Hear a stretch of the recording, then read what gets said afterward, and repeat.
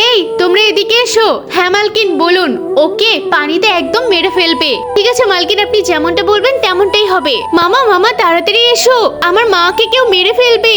কি তোর মায়ের বিপদ? আমি এক্ষুনি আসছি, তুই চিন্তা করিস না। কার এত বড় সাহস আমার বোনকে মারতে চাই? আরে তোমরা কারা? এখানে কি করছো?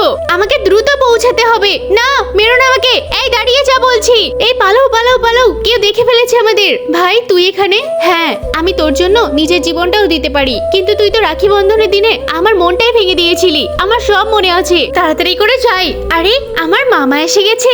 মামা তুমি এসে গেছো, চল চল ভিতরে চল। বোন তো দেখছি বড় ভাইদেরকে রাখি পরাচ্ছে। মা মামার জন্য একটু অপেক্ষা করো, মামা আসুক। এই চুপ কর তো, তোর ছোট মামা এমনিতেই গরিব, আর বন্যাতে ওদের গ্রাম ভেসে গেছে। ও আমাকে কি বার দিতে পারবে? ওর জন্য কেন অপেক্ষা করব? দেখ নিজের ভাইয়ের ব্যাপারে কি বলছে। তুই এখানেই থাক প্রিয়া, আমি চলে যাচ্ছি। আর তোর মাকে কিছু বলবি না যে আমি এসেছিলাম। মামা চলে যাচ্ছে, কি বার বলবো? আরে তুমি বেঁচে আছো?